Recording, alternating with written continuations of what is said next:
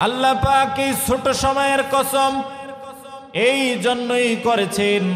আল্লাহ রাব্বুল আলামিন বান্দাকে বুঝিয়েছেন, ও বান্দারে, সূর্য যখন পশ্চিম আকাশে ঢলে পড়ে, ঢলে পড়ার পর এই সূর্যটা ডুবে যেতে বেশি সময় লাগে না, অল্প সময়ের ভিতরেই সূর্যটা ডুবে যায়।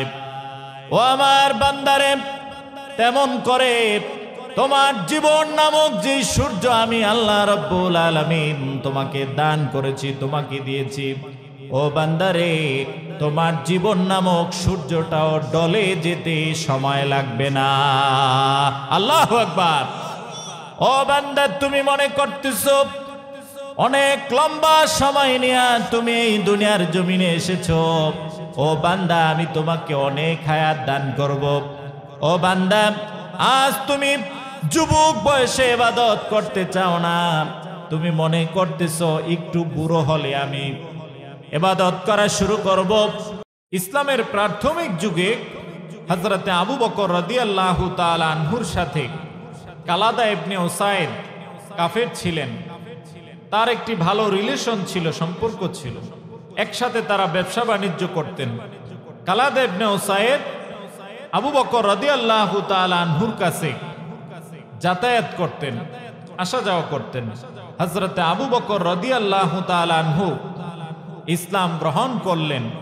কালাদা ইবনে উসাইদ আবু বকরকে লক্ষ্য করে বললেন, আবু বকর, তোমার মাথা মনে হয় খারাপ হয়ে গিয়েছে, তুমি কোন ধ্যান ধারণায় ব্যস্ত আছো আমি জানি না, ব্যবসা বাণিজ্য ভাটা লেগে গিয়েছে, ব্যবসা বাণিজ্য একেবারে ছেড়ে দিয়েছ, ব্যবসা নিয়ে তোমার কোনো চিন্তা নেই, আর দুনিয়াতেও তুমি ক্ষতিগ্রস্ত হয়ে গিয়েছ, বাপদাদার যে ধর্ম ছিল সেই ধর্মকেও ত্যাগ করেছ, ব্যবসা বাণিজ্য ছেড়ে দিয়েছ, তুমি এখন উভয় দিক থেকে ক্ষতিগ্রস্তের মধ্যে রয়েছে। কালাদা ইবনে উসাইদ আবু বকর রাদিয়াল্লাহু তাআলা আনহুকে এই কথা বললেন। আবু বকর রাদিয়াল্লাহু তাআলা আনহু বললেন, ও কালাদা ইবনে উসাইদ, এই পৃথিবীতে যে ব্যক্তি আল্লাহ এবং তার রাসূলকে গোলাম বানিয়েছেন, আল্লাহ এবং তার রাসূলের উপরে ঈমান এনেছেন, ওই ব্যক্তি কখনোই ক্ষতিগ্রস্ত হতে পারে না।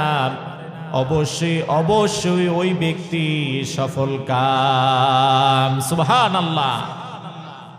যে ব্যক্তি আল্লাহকে এবং তার রাসূলকে বিশ্বাস করেছে, আল্লাহর উপরে ঈমান এনেছে, ওই ব্যক্তি কখনো ক্ষতিগ্রস্ত হতে পারে না। শুধু তাই নয়, আবু বকর রাদিয়াল্লাহু তাআলা আনহু বললেন, ও কালাদা ইবনে উসাইদ, শুনে রাখো, যারা পরকালের চিন্তা বাদ দিয়া দুনিয়াবি চিন্তায় সব সময় মগ্ন থাকে, যারা পরকালের কোনো চিন্তা করে না, আখিরাতের কোনো চিন্তা করে না, সব সময় দুনিয়া নিয়েই পড়ে থাকে, আল্লাহ রাব্বুল আলামিন তাদেরকেই ক্ষতিগ্রস্তদের অন্তর্ভুক্ত করে দিবে। নাউজুবিল্লাহ। তাদেরকেই আল্লাহ তাআলা ক্ষতিগ্রস্তদের অন্তর্ভুক্ত করে দিবেন। তারা দুনিয়াতেও ক্ষতিগ্রস্ত হবে, তারা আখিরাতেও ক্ষতিগ্রস্ত হবে। যারা পরকাল নিয়ে কোনো চিন্তা করে না, সব সময় দুনিয়া নিয়ে ব্যস্ত থাকে, তারা দুনিয়াতেও যেমন করে ক্ষতিগ্রস্ত হবে, তারা আখিরাতেও তেমন করে ক্ষতিগ্রস্ত হবে। আবু বকর রাদিয়াল্লাহু তাআলা আনহুর এই কথাকে সমর্থন করে আল্লাহ তাআলা সূরাতুল আসর নাযিল করে দিলেন। সুবহানাল্লাহ। আসুন প্রিয় উপস্থিতি, আমরা জেনে নেই আল্লাহ তাআলা সূরাতুল আসরের 3টি আয়াতে কারিমার ভিতরে উম্মতে মুহাম্মাদীকে কি মেসেজ দিচ্ছেন। সূরাতুল আসরের 1 নম্বর আয়াতে কারিমা হলো, আউযু বিল্লাহি মিনাশ শাইতানির রাজীম,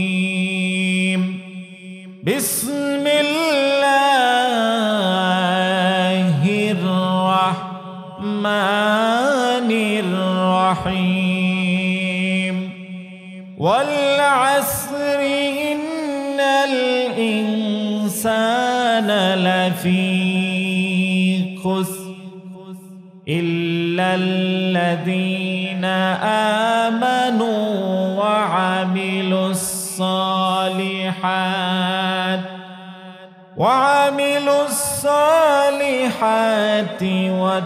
وتواصوا بالحق وتواصوا بالصبر صدق الله العظيم।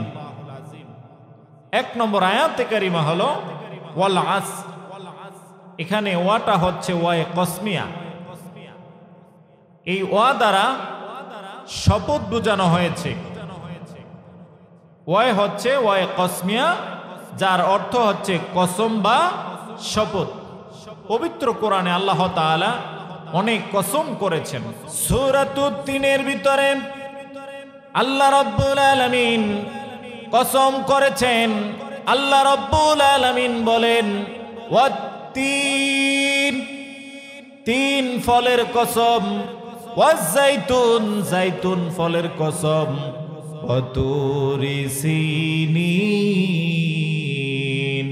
এবং সিনাই পর্বতের কসম, ওয়াহাযাল বালাদিল আমিন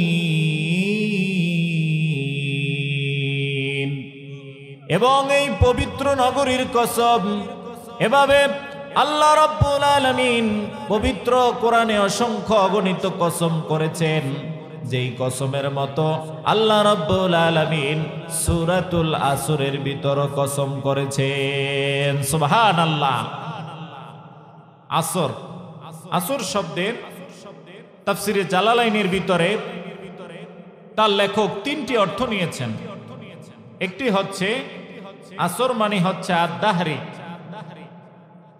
দাহরুন মানে হচ্ছে যুগ, তাহলে ওয়াদ-দাহরি মানে হচ্ছে যুগের কসম। কিসের কসম? যুগের কসম। আরেকটি অর্থ হচ্ছে আওমা বাদি জাওয়ালি ইলাল গুরুব, সূর্য যখন পশ্চিম আকাশে ঢলে পড়ে এই দ্বিপ্রহর, এই সময়ের কসম। আরেকটি হচ্ছে আসর মানে হচ্ছে সালাতুল আসর, আসর সময়ের কসম। এখানে আল্লাহ তাআলা তিনটা কসম করেছেন, তিনটা জিনিসের কসম করেছেন। প্রিয় উপস্থিতি, এখানে আল্লাহ তাআলা আসর নামাজের কসম করেছেন। আমরা যদি একটু লক্ষ্য করে দেখি, আল্লাহ তাআলা আমাদের উপরে দৈনিক কয় ওয়াক্ত নামাজ ফরজ করেছেন? কয় ওয়াক্ত? 5 ওয়াক্ত। এবার একটু আমরা পর্যালোচনা করি।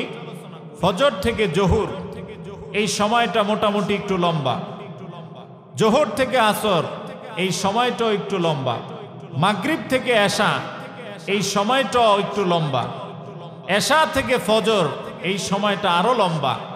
কিন্তু একটি মাত্র ওয়াক্ত আসর থেকে মাগরিব এই সময়টা কিন্তু একেবারেই স্বল্প। এই সময়টা কি? একেবারেই অল্প সময়। সব ওয়াক্তের চাইতে আসর থেকে মাগরিবের ওয়াক্ত একেবারেই ছোট। তাহলে এই ছোট সময়ের কসম আল্লাহ পাক কেন করেছেন? আল্লাহ পাক এই ছোট সময়ের কসম এই জন্যই করেছেন, আল্লাহ রাব্বুল আলামিন বান্দাকে বুঝিয়েছেন, ও বান্দারে, সূর্য যখন পশ্চিম আকাশে ঢলে পড়ে, ঢলে পড়ার পর এই সূর্যটা ডুবে যেতে বেশি সময় লাগে না, অল্প সময়ের ভিতরেই সূর্যটা ডুবে যায়। ও আমার বান্দারে, তেমন করে তোমার জীবন নামক যে সূর্য আমি আল্লাহ রাব্বুল আলামিন তোমাকে দান করেছি, তোমাকে দিয়েছি, ও বান্দারে, তোমার জীবন নামক সূর্যটাও ডলে যেতে সময় লাগবে না। আল্লাহু আকবার। ও বান্দা, তুমি মনে করতেছো অনেক লম্বা সময় নিয়ে তুমি এই দুনিয়ার জমিনে এসেছো। ও বান্দা, আমি তোমাকে অনেক হায়াত দান করব। ও বান্দা, আজ তুমি যুবক বয়সে ইবাদত করতে চাও না, তুমি মনে করতেছো একটু বুড়ো হলে আমি ইবাদত করা শুরু করব, একটু বুড়ো হলে আমি আল্লাহকে ভালোভাবে ধরব। ও যুবক, তোমার জানা নাই তোমার মতো হাজার হাজার লক্ষ লক্ষ যুবক বয়সে মারা যায়, ঠিক কিনা? আমার যুবক ভাইয়েরা, অসংখ্য অগণিত যুবক অল্প বয়সে দুনিয়ার জমিন থেকে চলে গিয়েছেন। হায়াত, তাদের জিন্দেগিটা আল্লাহ রাব্বুল আলামিন স্বল্প করে দিয়েছেন। আমার বন্ধুগণ, আপনি আমি জানি না কত বছর হায়াত আল্লাহ পাক আপনাকে আমাকে দান করেছেন।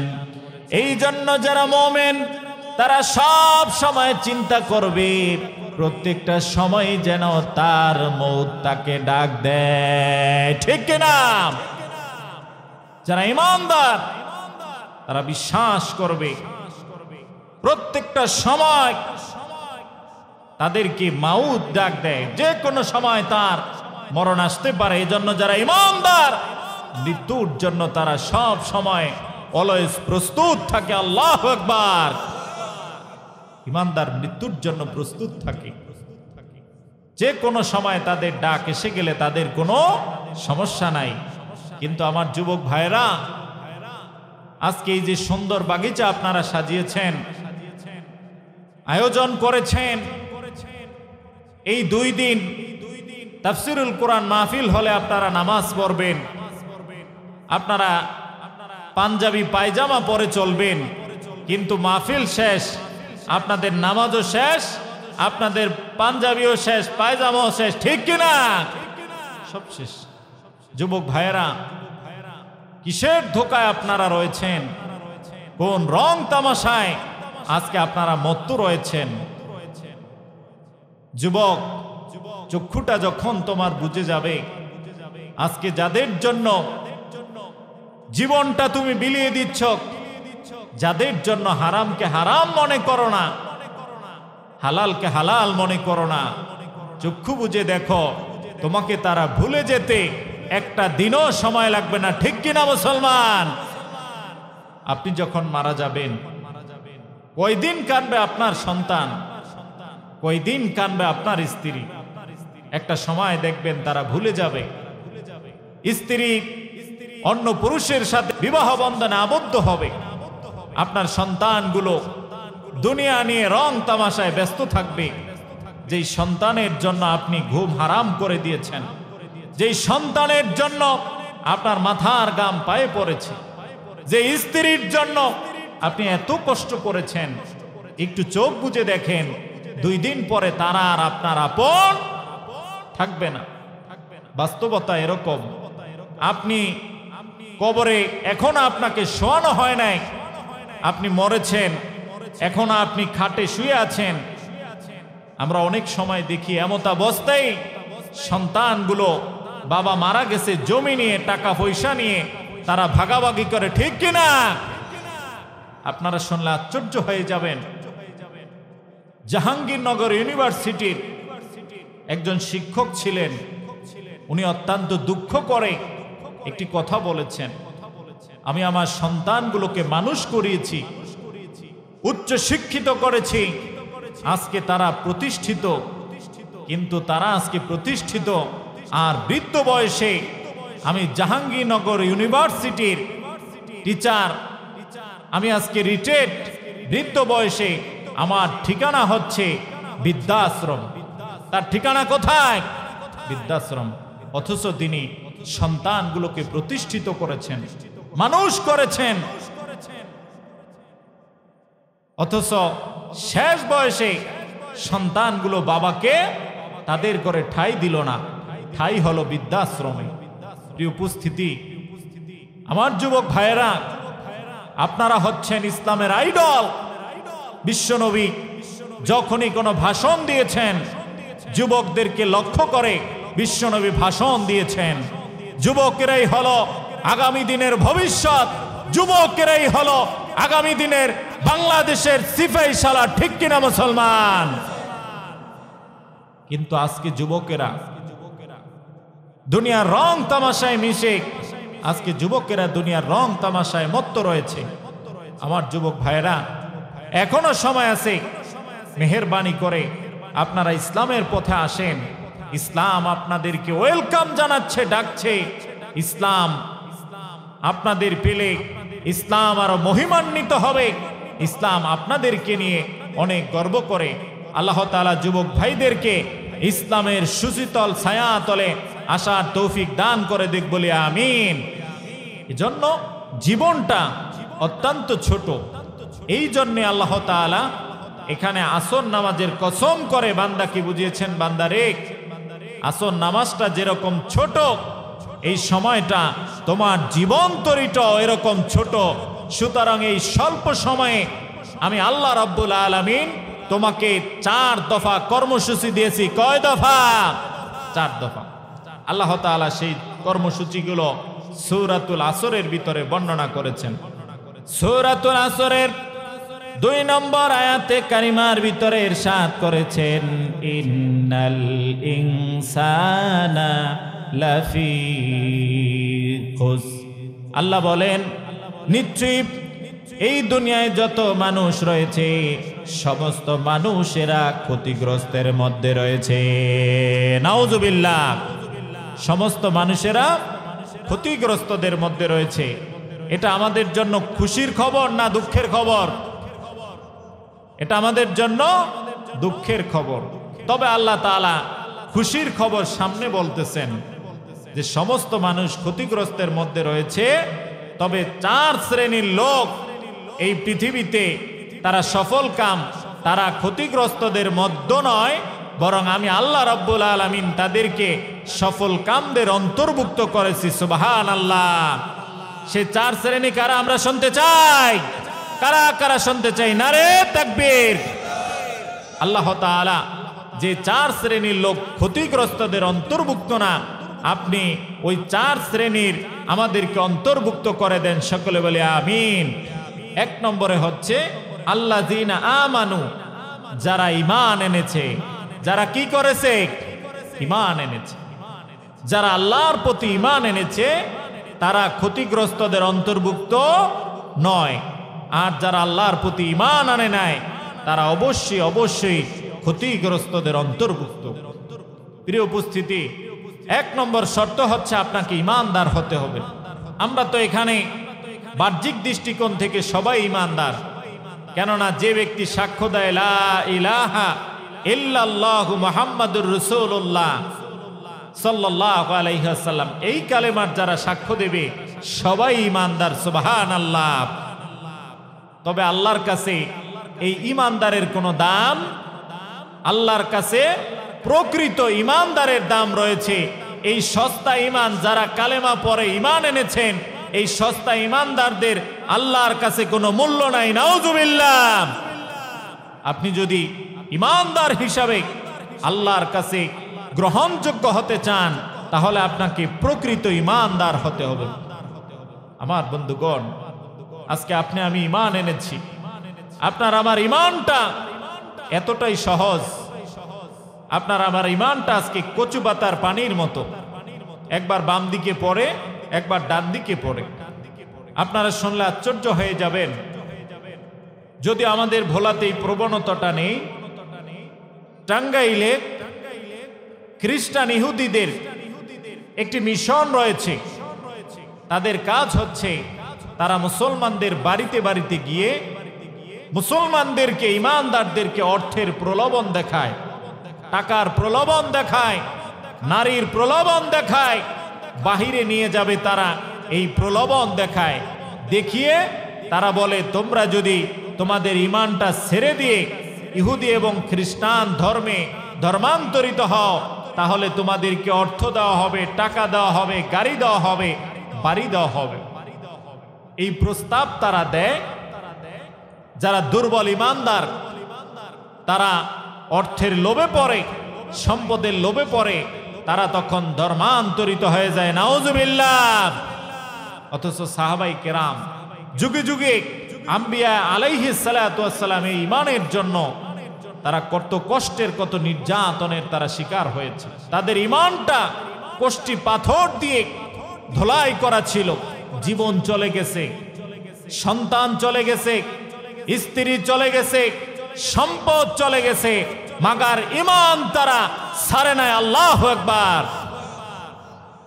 কোরআনের পাখি আল্লামা দেলোয়ার হোসেন সাইদি, তার কথা মনে আছে আপনাদের? দীর্ঘ 50টি বছর কোরআনের খিদমত করেছেন। আজকে আমরা যারা নগণ্য আল্লাহর গোলাম এখানে কথা বলার সুযোগ পাচ্ছি, এই ময়দানটা যিনি তৈরি করে দিয়েছেন তিনি হচ্ছেন কোরআনের পাখি আল্লামা দেলোয়ার হোসেন সাইদি। ঠিক কিনা মুসলমান? এখানে বসে কোরআনের তাফসীর করা যায় এটা যিনি শিখিয়েছেন তিনি হলেন কোরআনের পাখি। ঠিক কিনা মুসলমান? কোরআন থেকে কি সুন্দর চমৎকার করে তিনি কথা বলেছেন। আজকে তো বাংলাদেশে ওয়াজ মাহফিলের অভাব নেই, কিন্তু এত ওয়াজ মাহফিল হওয়া সত্ত্বেও মানুষের কোনো পরিবর্তন নাই, সমাজের কোনো পরিবর্তন নাই। কিন্তু কোরআনের পাখি দীর্ঘ 50 বছর আগে যখন তাফসীর করেছেন, তাফসীর হতো কম, ওয়াজ মাহফিল হতো কম, কিন্তু যেগুলো হতো মানুষের তাসির হতো। ঠিক কিনা? হাজার হাজার অমুসলিম তার হাতে হাত রেখে মুসলমান হয়েছেন। সুবহানাল্লাহ। কোরআনের পাখির অনেকগুলো আলোচনা এখনো আমার কানে ভেসে আসে, আপনাদের কানে ভেসে আছে। তার একটি প্রসিদ্ধ আলোচনা হচ্ছে, ইসলামের প্রাথমিক যুগে কাফের ছিলেন, নাম হচ্ছে আব্দুল উজ্জা। নাম কি? আব্দুল উজ্জা। ইসলাম ধর্ম গ্রহণ করেন নাই।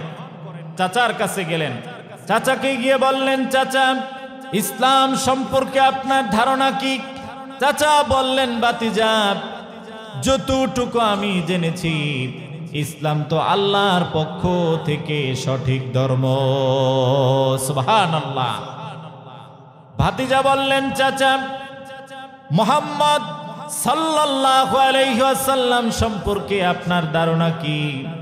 চাচা বললেন, ও ভাতিজারে, আমার তো মনে হয় মুহাম্মদ আল্লাহর পক্ষ থেকে প্রেরিত সত্য নবী। এবার ভাতিজা বললেন, চাচা ইসলাম যদি সত্য ধর্ম হয়ে থাকে, মুহাম্মদ যদি আল্লাহর পক্ষ থেকে প্রেরিত সত্য নবী হয়ে থাকে, ও চাচা তাহলে আপনি কেন এখনো আল্লাহর প্রতি ঈমান আনেন না? চাচা বললেন, ভাতিজা বাপ দাদার ধর্ম ছেড়ে দিতে পারবো না। বাপ দাদা যেই ধর্মের উপরে অটল ছিলেন, অবিচল ছিলেন, ও ভাতিজা রে, ওই বাপ দাদার ধর্ম কোনো মূল্যে ছেড়ে দিতে পারবো না। ভাতিজা বললেন, চাচা আপনি যদি আল্লাহর উপর ঈমান না আনেন, ও চাচা তাহলে শুনে রাখেন, আমি আপনাকে সামনে রেখে আমি আপনার ভাতিজা সাক্ষ্য দিলাম, আশহাদু আল্লা ইলাহা ইল্লাল্লাহু ওয়া আশহাদু আন্না মুহাম্মাদান আবদুল্লাহি ওয়া রাসূলিহি। ও চাচা আপনাকে সামনে রেখে আমি আপনার ভাতিজা সাক্ষ্য দিলাম, আমি আজ আল্লাহর উপরে ঈমান এনেছি, আমি বিশ্ব নবীর উপরে ঈমান এনে আজ থেকে আমি ঈমানদার হয়ে গেলাম। সুবহানাল্লাহ। চাচা রাগান্বিত হয়ে গেলেন, বললেন, ও ভাতিজা তুমি কি জানো এর পরিণাম কি? ভাতিজা বললেন, চাচা আমি ঈমান এনেছি, এর পরিণাম কি? এবার চাচা বলল, ভাতিজারে তোমার পরনের যেই পোশাকটা রয়েছে ওই পোশাকটা আমার টাকা দিয়ে কেনা। আজ যেহেতু তুমি আমার ধর্ম, তোমার বাপ দাদার ধর্ম ছেড়েছো, ও ভাতিজা তোমার পরনের পোশাকটাও তোমাকে ছেড়ে দিতে হবে। ভাতিজা বলল, চাচা ঈমান যেহেতু এনেছি আর বিশ্ব নবী সত্য নবী, ইসলাম সত্য ধর্ম, এটা জেনে যেহেতু ঈমান এনেছি, ও চাচা ঈমানের জন্য যদি পোশাক ছেড়ে দিতে হয় তাহলে ঈমানের জন্য আমি আমার পরনের পোশাক ছেড়ে দিলাম। আল্লাহু আকবার। এবার চাচা বলল, ভাতিজা শুধু তাই নয়, ও ভাতিজা এই যে এত তোমার যে সম্পত্তি রয়েছে এগুলো তোমার বাবা আমাকে দিয়েছেন আর আমাকে বলেছেন এগুলো দেখাশোনা করার জন্য। আজ যেহেতু তুমি ইসলাম ধর্ম গ্রহণ করে ঈমানদার হয়ে গেছো, ও ভাতিজা, আজ থেকে এই সম্পদগুলা তোমার না, এই সম্পদ তোমাকে ছেড়ে দিতে হবে। ভাতিজা অনেক সম্পদের মালিক ছিল, অনেক গবাদি পশুর মালিক ছিল। ভাতিজা চাচাকে বললেন, চাচা যান, স্পষ্ট কান খাড়া করে শুনে রাখেন, ও আমার চাচা, ইসলাম ধর্ম গ্রহণ করেছি, ইসলামের জন্য আমার যদি সব সম্পদ ত্যাগ করে দিতে হয়, আমার যদি গবাদি পশুগুলো ত্যাগ করে দিতে হয়, ইসলামের জন্য আমি আব্দুল্লাহ সব কিছু ত্যাগ করে দিলাম। আল্লাহু আকবার। এবার চাচা বললেন, ভাতিজা শুধু তাই নয়, ও ভাতিজা, আজ তুমি যেই ঘরে থাকতেছো, এই ঘরটা তোমার বাবার ঘর। তোমার বাবা ছিল মুসলিম, তোমার বাবা ছিল, আমি যেই ধর্মে রয়েছি ওই ধর্মের উপরে। ও ভাতিজা, আজ যেহেতু তুমি তোমার বাবার ধর্ম ত্যাগ করেছো, ও ভাতিজারে, এই ঘরে থাকার তোমার কোনো অধিকার নাই। ও ভাতিজা, আজ থেকে তোমার এই ঘরটাও ছেড়ে দিতে হবে। ভাতিজা চাচাকে বলল, চাচা যান, ইমানের জন্য পোশাক ছেড়ে দিলাম, ইমানের জন্য সম্পদ ছেড়ে দিলাম, ইমানের জন্য গবাদি পশুগুলো ছেড়ে দিলাম। ও চাচা যান, ইমানের জন্য ঘর আমি ছেড়ে দিলাম। ও চাচা যান, শুনে রাখেন, ইমানের জন্য আপনি যদি আমাকে বলেন তুমি মৃত্যুবরণ করতে হবে, ও চাচা যান, ইমানের জন্য প্রয়োজনে মৃত্যুবরণ করব, তারপরেও ইমান ছেড়ে দিতে রাজি না। আল্লাহু আকবার। ইমানের জন্য সব কিছু ছেড়ে দেব, কিন্তু মাগার ইমান ছাড়তে রাজি না। আল্লাহু আকবার। এই ছিল তাদের ইমান, সব ছেড়ে দিয়েছেন, কিন্তু মাগার ইমান তারা ছাড়েন নাই। কতটা শক্ত মজবুত ছিল তাদের ইমান। আজকে যদি আপনাকে আমাকে পরীক্ষা করা হয়, ইমানের জন্য তোমাকে সম্পদ ছাড়তে হবে, আমরা এই পরীক্ষায় পাশ করব? আমরা এই পরীক্ষায় পাশ করব না ইনশাআল্লাহ। তো আমরা মুখে বলি, কিন্তু যখন কাজে পরিণত করতে হয় তখন আর বলবেন যে না, আমার ইমান দরকার নেই, আমি গণ নিয়েই থাকি। ঠিক কিনা? এটাই বাস্তব। ইমানের জন্য যদি বলা হয় যুদ্ধ শুরু হয়েছে, জিহাদের ময়দানে যেতে হবে, চিন্তা করবেন জিহাদের ময়দানে গেলে তো মরেও যেতে পারি, থাক ঘরেই বসে থাকি। ঠিক কিনা? তখন আর জিহাদের ময়দানে যাবেন না। আমাদের ইমানটা হচ্ছে এই লেভেলের ইমান।